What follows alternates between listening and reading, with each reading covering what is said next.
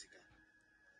So every life of every man is designed the physical. So every life of every man is designed by the spirit realm. Like 95% of the spiritual life of a man is spiritual, while 5% is physical. In the sense that is why some people who are spiritual, they don't sleep at night. Maybe from 9, they will do everything they want to do.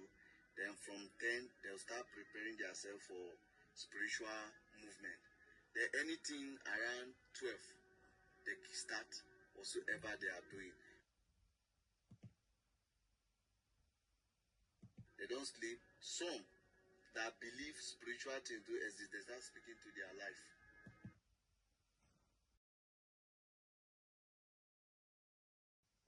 They are poor, wretched, and they are desperate to become rich. So they will seek for power to an herbalist. An herbalist, his office is just in a shrine. When he wants to discover anything or go for any consultation for any spiritual movement he wants to take for you to become rich, he disappear from his shrine while sitting down with you and appear in the coven to bargain with Leviathan. Some don't appear in Babylon. Some appear in the marine kingdom. Some appear in different coven. So when they appear in the front of Leviathan, they will say, this is the situation before me. This man wants to be rich. Just like I came here now, that you give me some form to fill and all of those things. They will also give him some document to fill as an agreement. And those documents, they have where they used to keep them. If someone comes to the realm of the spirit to seek for wealth, he may say, okay, give me my generational wealth. That is that of his son, his children, that of his grandchildren, that of his great-great-grandchildren. He will give to them. Now, this is it. These are the things you only can have. You buy cars, have houses, but your children can't have it. Because you've taken the wealth from them. Yes, you have taken the wealth from them in covenant. Because, you know, every father have authority over his child, whether he has given birth to that child or not. In the realm of the spirit, you have sold out, you have used your generation destiny in exchange of wealth. So most of them, after they have done that, they have died, the wealth will now vanish.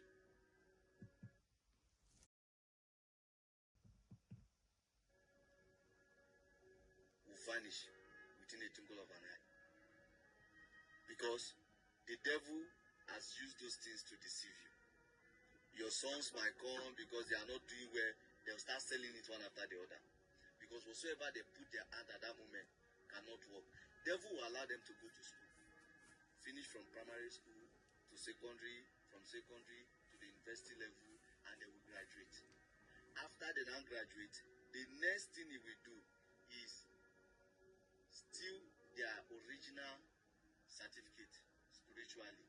And whenever they take it to any office to look for a job, then the person offering that job to them will not be seeing the certificate, but will be seeing like something like leaf. To him, he might not explain to you that this is what he's seeing. Then he will chase you out of his office. Some will use wisdom and tell you that we are going to call you. Just go. I've seen your CV, you are doing well and all of those things. You will go. You will never receive a call from them. That is what they call foundational altar. Because at that moment that your father is having that covenant with them, there is an altar raised for that particular agreement. That when time comes, there will be a particular person that will be servicing that altar to speak over that agreement, to stand for that agreement. When the children wants to get married, some, the devil will give them spiritual husband. Some, he will give them set backwardness. Some, stagnation. Some, near syndrome.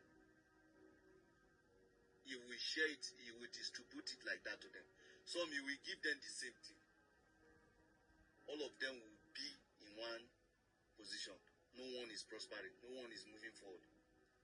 And whenever, for example, maybe they now said, okay, let's go and bring a spiritual pastor to pray for us. And when the spiritual pastor is spiritual enough to travel to time to discover those things, why is it happening like that? Then they will now summon they will summon the pastor, not when he's praying.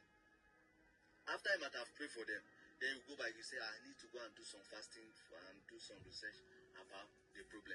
Then they will now summon the pastor at the middle of the night. They will summon him. He will be sleeping, but they will summon him and he will come up. They will now bring those papers that your forefathers now signed before him. Say, see, so date, so time. Their father came here requesting for so. And we gave it to him. In exchange of this, their happiness, their peace of mind, and whatsoever. That is what is here. Even though the pastor will say, but Christ has paid all. There are principles in breaking those things.